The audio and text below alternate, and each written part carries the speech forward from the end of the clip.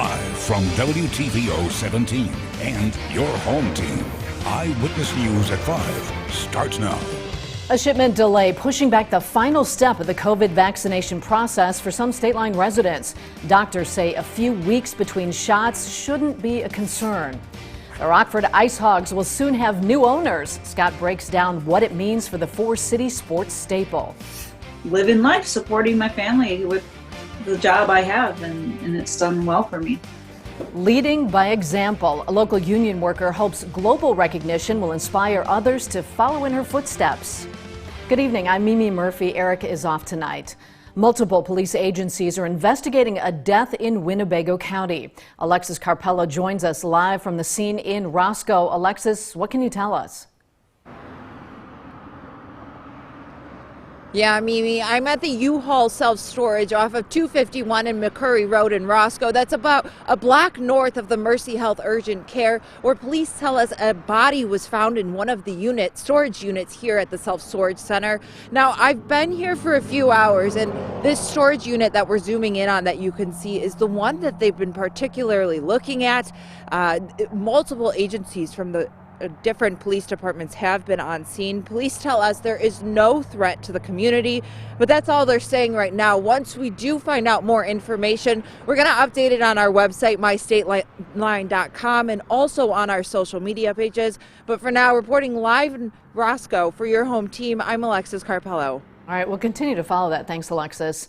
Thousands of state line residents slated to get their second dose of Moderna's COVID vaccine will have to wait a little longer. Shipments of the shots have been delayed, impacting all three Winnebago County health systems. Illinois health officials say the state has a limited amount of vials, and each county is limited in how much vaccine it can accept. The delay should not impact Pfizer vaccines. Hospitals will contact the roughly 6,700 patients to reschedule their second dose appointments. While the final shot should be administered as close to the recommended time as possible, doctors say up to a 6-week delay won't impact effectiveness. OSF Healthcare's Chief Medical Officer, Dr. Stephen Bartlett, says receiving the second dose late is, quote, perfectly okay. It does not make the vaccine less effective, and you do not need to repeat your initial dose. The Rockford Ice Hogs will soon have a new owner, but don't worry, the franchise isn't going anywhere. In fact, the Ice Hogs' future in Rockford looks more secure than ever. Sports Director Scott Leber joins us now with more on that. Yeah, Mimi, the city of Rockford is currently the owner of the Ice Hogs, and its affiliation agreement with the Chicago Blackhawks is due to expire next year. But now that arrangement is changing. I've learned from a source that the Blackhawks will be buying the Ice Hogs from the city of Rockford, and the Blackhawks are very committed to keeping the franchise right here. So committed that the Blackhawks won upwards of $20 million in improvements made to the BMO Harris Bank Center. I'm told that already $16 million in state money has been secured for the improvements, so Rockford taxpayers won't be on the hook for that money. This move also benefits RAVE, Rockford Area Venues and Entertainment, which operates the BMO Harris Bank Center. RAVE has been paying $400,000 a year to the Blackhawks as part of its affiliation agreement. Now RAVE gets out from under that payment. Plus, RAVE will benefit from the upgrades of the BMO, which should help bring in other top forms of entertainment. So to summarize, the Blackhawks will be buying the Ice Hogs. The Blackhawks will then announce a long-term venue agreement with RAVE and the BMO Harris Bank Center. All this expected to become official tomorrow after the RAVE Authority's board meeting. So, Mimi, if the Blackhawks are requesting all those improvements to the BMO, I'm guessing this venue agreement with RAVE will be a very lengthy one, perhaps 10 years long, like the original affiliation agreement back in 2007, but we will know tomorrow. And that is great news for the city and for Ice Hogs fans. Mm-hmm. All right, thanks, Scott. Investigators released more information about last month's deadly plane crash in Janesville. A recent NTSB report says the plane took off from Appleton, Wisconsin's airport before landing at Southern Wisconsin Regional Airport in Rock County. Once it arrived, the plane was refueled and departed for Florida, where the aircraft's landing gear was scheduled for repairs. The plane crashed soon after taking off. 25-year-old Tanner Bayholm and 26-year-old Remington Vinny died in the wreck. Investigators are still examining the plane's engines. It's college application time for high school seniors around the state line, a decision that's hard enough without a global health crisis. Ari Bruckman spoke with a local student who explains how COVID shaped her future plans. Ari? Mimi, with enrollment changing each semester due to the pandemic, colleges are hoping to get back to full-time in-person learning as quickly and safely as possible. The deadline to enroll at most colleges is May 1st, giving high school seniors just over 8 weeks to make a life-changing decision. The pandemic has forced colleges to pivot from in-person to online learning. As a result, Rock Valley College has seen enrollment drop from 6,000 students in fall of 2019 to 4,800 this spring. A Rockford Lutheran High School student tells me in-person classes is a huge factor in her decision. I'm more of a very in-person learner. I need to have face-to-face contact. I can't just be sitting in my room. I get distracted very easily, so just being inside of a classroom, it's just a lot easier to focus, keep my grades up, and be able to ask questions. Coming up at 6, we'll hear from an RVC administrator who says a return to full-time in-person classes isn't as close as you think. Mimi? All right, thanks, Ari. A Rockford woman, one of the few in her industry, receives large-scale recognition. Sandra Segala is this month's International Tradeswoman Heroes Award recipient. The State Line native works as a foreman painter at Painters District Council number 30. The award honors women trades workers across the U.S. and Canada. Segala started her career as a single mom. She hopes to serve as a role model for other women considering a career in the trades. It does serve well as a platform to promote more women in the trades, and all women and of color, brown, black, everybody. And, I just want to be an outlet or somebody for them to communicate with me if they're interested. Segala isn't just an inspiration for women. Her son is a third-year apprentice painter on his way to following in his mom's footsteps. Weddings are meant to be one of the happiest days in a couple's life. But like anything, the big day doesn't come without obstacles. Michelle Rave spoke with a bride-to-be who says the pandemic made planning even more difficult. Michelle, it's been a long road getting to I do. That's right, Mimi. She tells me her 2020 wedding was supposed to be a monumental moment, but the pandemic meant canceling plans and rescheduling for a later date. Hardest part of all of it is the uncertainty. You don't know. You make all these plans, but you don't know if it's really going to happen. For many people, their wedding day marks the most important day in their lives. For Nancy Iceberg and her fiancé Mike, it's been a challenge making it down the aisle. We were supposed to get married in 2020 on August 1st. We've actually been engaged for quite a while, and we had held off getting married. Iceberg says she originally planned to have her wedding at White Pines Resort near Dixon, but as we reported last year, the venue closed, which meant a change of plans. Our previous reception was supposed to be at a park in Dixon, so we were going to have a tent, and we had totally different arrangements, and now we have a reception hall. So we have to completely redesign everything, redo all the flowers, redo the whole setup, everything. It's been a very nerve-wracking year, watching the numbers go up, watching the numbers go down. Are we going to be able to have it? Do you think we're going to be up to 50? If we don't get up to 50, are we going to do it? That type of thing. It's just been a very stressful year. Wedding planner Danica Gray says business for her is slowly building back up. It's engagement season, so we've booked quite a few brides. We have about 30 of them on our books from May to December, and it's growing every day. There are so many couples that get married out here. It's insane, and I feel so fortunate that I've been able to bring on 2 people this year. Iceberg says no matter what, they're determined to get married in June. We're trying. We're trying to make it the best that we can to be the best for us and be the best for everybody else. So. Now, Gray advises couples to talk to their vendors and ask for guidance. She says many people in the industry are trying to be accommodating while abiding by COVID-19 restrictions. Mimi? All right, thanks, Michelle. The head of the FBI updates Congress on the investigation into the January 6th insurrection at the U.S. Capitol. Coming up, senators were left with more questions than answers. And temperatures for us this afternoon stayed a little bit on the cooler side, but we made it above where we were yesterday. Those numbers, they continue to climb.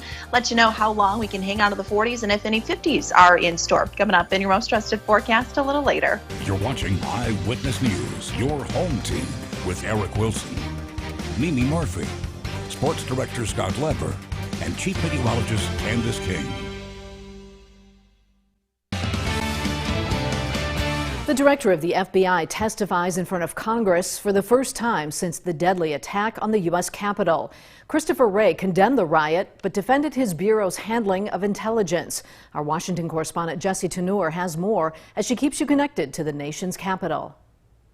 As citizens, in a sense, we're all victims of the January 6th assault. FBI Director Christopher Wray said his agency is holding the suspects accountable, with almost 300 arrests and more investigations underway in nearly every field office. It's behavior that we, the FBI, view as domestic terrorism. But lawmakers who lived through the insurrection nearly 2 months ago still have a lot of concerns. I was surprised to learn the FBI did not issue a threat assessment before January 6th. Illinois Senator Dick Durbin and others focused on a January 5th report from the Norfolk FBI office.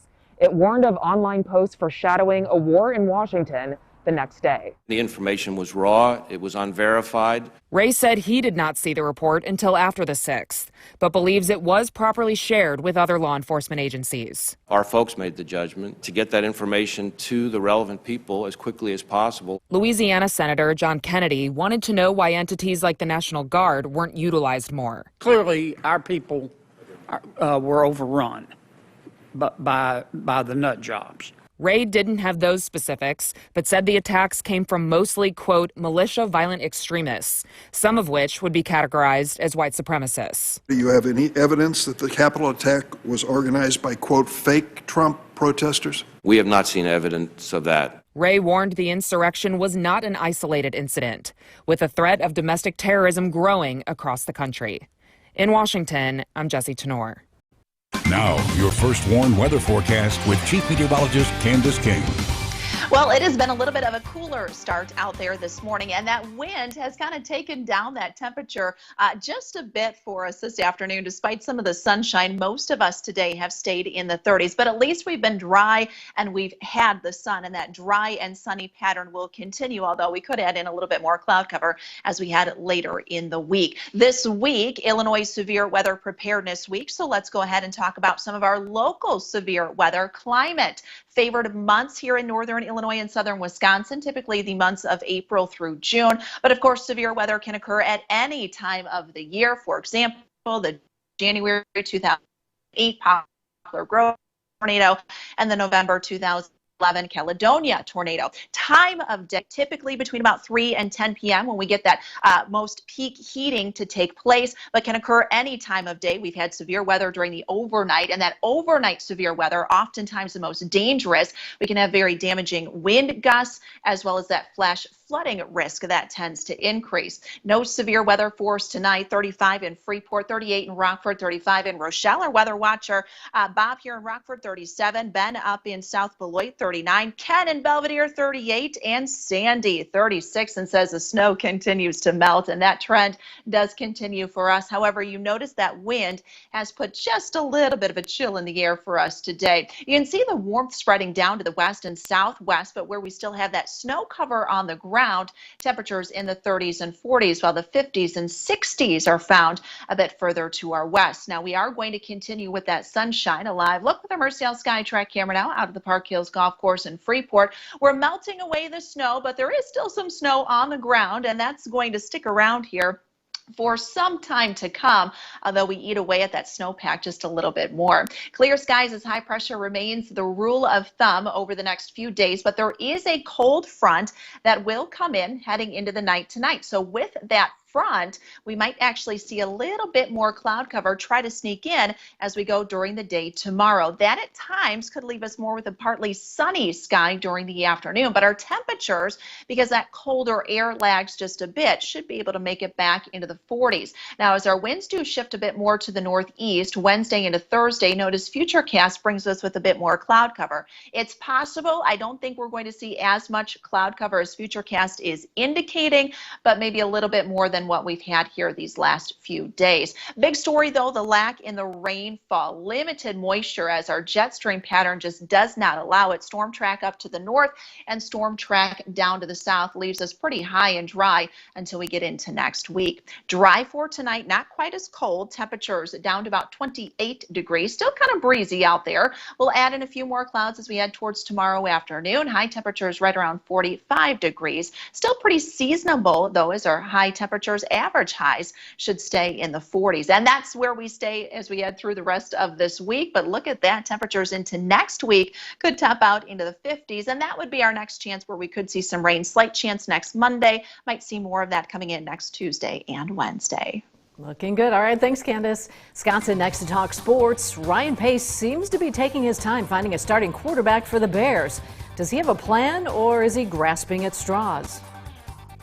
Now, Mapleton Sports Desk with Sports Director Scott Lever. Well, the Bears' search for a starting quarterback goes on, and if you're a Bears fan, I can't blame you for getting antsy. Ryan Pace isn't, at least not on the outside. He came across composed, not panicked today during a Zoom conference with reporters.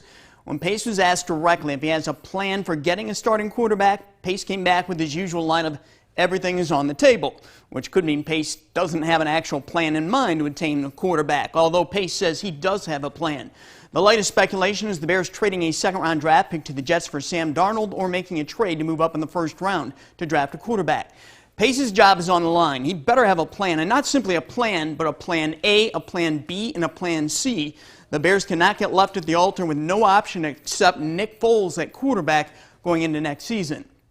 Illini fans will be glued to ESPN tonight. The Illini will be taking on Michigan, the #2 team in the nation. Michigan can clinch the Big Ten regular season championship with a win. The Illini have already clinched the #2 seed for the Big Ten tournament, so there's not as much at stake in this game as you might think. Michigan's probably a lock also for a #1 seed in the NCAA tournament, barring a major collapse down the stretch. The Illini have the most to gain tonight. A win would boost their confidence and boost their chances of a #2 seed in the NCAA tournament. The big question tonight is, will that man Ayo Dosunmu play? He took the court for the morning shoot-around. Without him, the Illini probably don't stand a chance tonight. Now, if you joined us late and missed the beginning of the newscast, I reported that the Rockford Ice Hogs are about to be sold to the Chicago Blackhawks by the city of Rockford. The sale is likely to be approved tomorrow at the Rave Authority board meeting. So what are the Blackhawks' plans for the Ice Hogs? Move them to Indiana or Michigan or somewhere else in Illinois? Not at all. The Blackhawks, I'm told, are committed to keeping the team right here in Rockford. Blackhawks officials have requested about $20 million in renovations to the BMO to make sure this continues to be a first-class operation. It's great news for our city that the franchise's future here appears to be on very solid ground. That's my take. We'll be right back.